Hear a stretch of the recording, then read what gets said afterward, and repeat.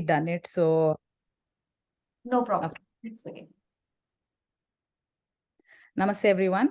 My name is Soumya Raghav, and ma'am has asked me to present on postnatal care and yoga. And as you can see my slide, you can see this beautiful mother with who has her baby on her back. And I have called it and coined it Happy Mothers. Going forward to the next one, Sutika Paricharya is according to Ayurveda, that's the word used for a new mother who has given birth to a new baby. We're going to quickly go through some of the major important parts and factors which are prescribed in Ayurveda and yoga. The meaning, duration, care, lactation, and the complications. Before which, I would like to offer my fervent salutations to the Almighty, to all my gurus who have guided me all along, and especially to Dr. Nutan, AYG Academy, for being so generous in giving us such amazing, wonderful content and an array of beautiful guest teachers who have helped us all along. Now, before we go forward, I want you all to take a quick look at this collage of different things. So before we go into Sutika Paricharya, how the woman has transitioned from pregnancy, what she has gone through. It's a flashback. In an instance, the minute the baby is out, we forget about all the things that we have gone through. I'm a mother of 2 kids. I have a college-going student. I have a 20-year-old son and a 15-year-old daughter.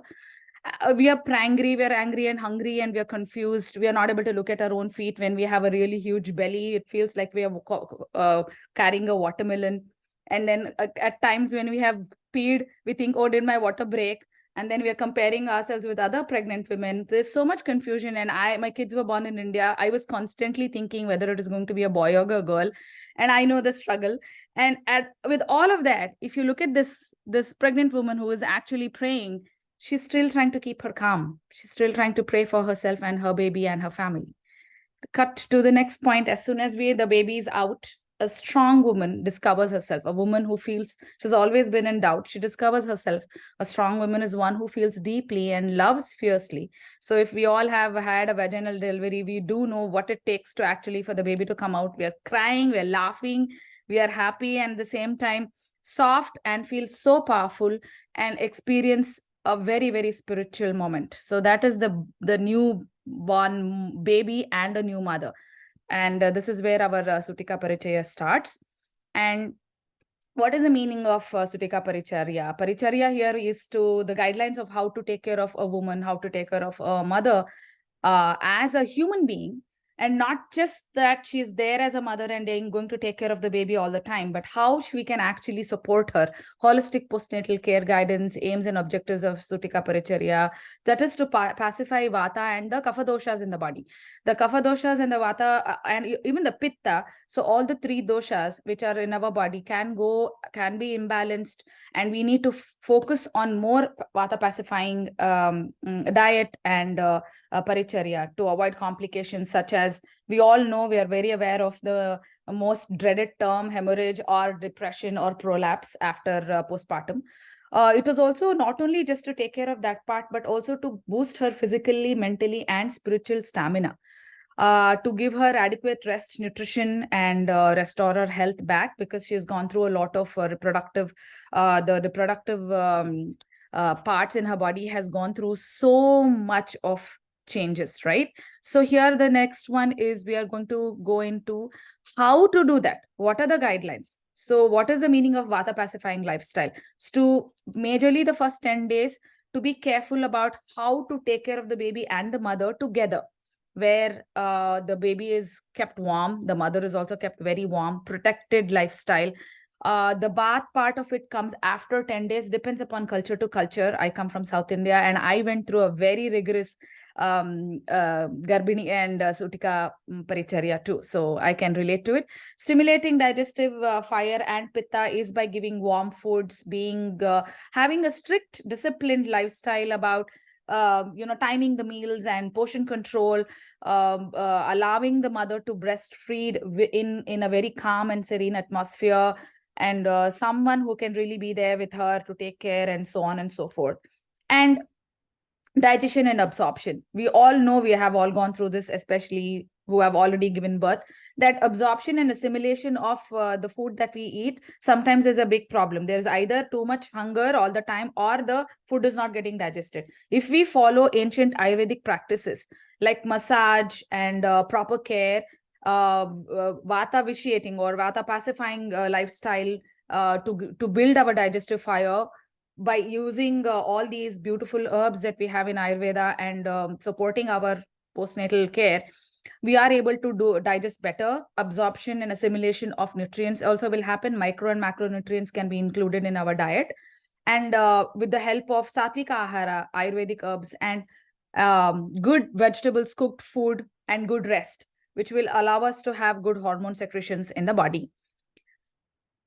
And coming to baby care. Baby care is allowing because the baby has been in the amniotic fluid for so long. That's my brother holding my second child 15 years ago in the picture. And this is the skin, the vernix. If you can see, actually, there's this white part still sticking on her forehead. That is the time when it was recommended not to wash the baby because this vernix is full of immunity and which protects the skin, not only just the outer part of the skin, but also protects the baby from other harmful allergies, diseases, and other infections. And coming to the crown of the baby, we all know that the soft part of the baby's crown is, it actually palpates. You can hear the kind of a heartbeat which is there. So it's believed that the prana exists and lives there. So that part of the baby is very important. And according to Ayurveda and ancient practice, it's always good to have a little bit of oil on that part and to keep the baby's head covered in order for the head to become strong. And these are practices which are all time-tested and scientific by nature, not just ritualistic and age-old practice. Coming to nutrition and diet, which is a very, very important factor because this is what is going to be formative. These are foundation and formative years of a woman's life when it comes to having good food while she's in her pregnancy and postpartum. Iron-rich calcium foods, so on and so forth, greens, and also including herbs like Mahasaubhagya Shunti, Shatavari, good for good lactation, avoiding gassy vegetables like cabbage, potato, cauliflower, etc., hard foods, and uncooked food, raw foods, exposing ourselves to cold and windy climates. I live in America, so I see a huge contrast of how people live here. Postpartum, it's very shocking. And now they're also learning a lot, just like how they're learning a lot of yoga. I have represented the Gond laddus here and also the new mom food, which is all nicely cooked, good lentils, and a a diet which is actually rich in more carbs because that's what a woman needs. For good milk production and at the same time feel more energetic since she's lost so much energy during childbirth. And then coming to hormones, which is such an important factor. How can we forget hormones? The red flags would be when we are having hormonal imbalance postpartum because of various factors. It could be environmental. It could be just so much. The flashback scene that I have, introduced all to, or after going through so much, suddenly there's this time of silence where we also have this baby with us. There's a huge responsibility over our shoulders, but at the same time, there's hormone havoc going on inside our body. So the red flags are unable to sleep, baby not latching, the nipple is not working properly, we have cracks in the nipple, or the mother not being able to take care of the baby, not getting attached to the baby.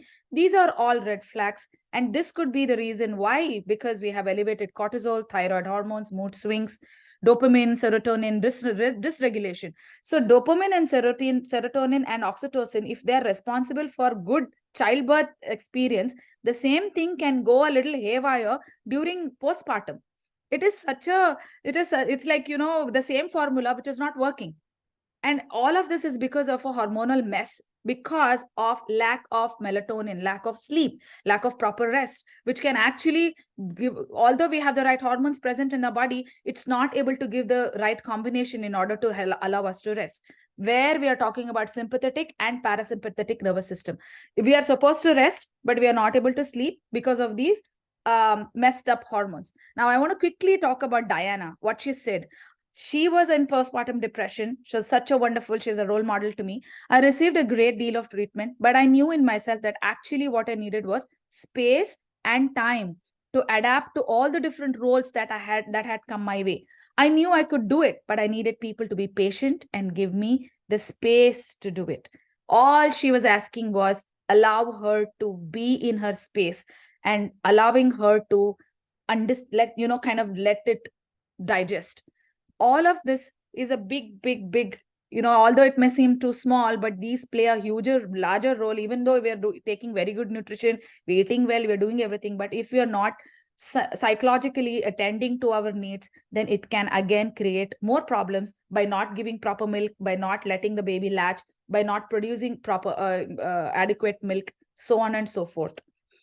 And again, we have yoga for everything, and so is it for postpartum too. And the benefits of yoga, I have purposely not listed the names of the asanas here, because I just want to kind of get into the poses by just looking at it and how relaxing they are. I have purposely put pictures which are more relaxing, which is what a woman needs in the beginning. Weight loss, weight management, getting rid of belly fat or any part of fat in the body is a part and parcel of postpartum later on. But initially, the woman has to focus on mood enhancements, mood lifts, bonding time, proper breathing techniques, improving and increasing energy levels in the body. How is that all possible? Is when we allow our body to relax and restore, giving our body and our mind to actually repair, letting it repair. When we have a cut, if we keep on working, it is going to get worse. But we have to rest that hand or that part of the body to heal. And reproduction is a huge task. It's not a small thing. That means we need more time to heal. We have to let our body and our mind to come into unison to be able to give ourselves that time.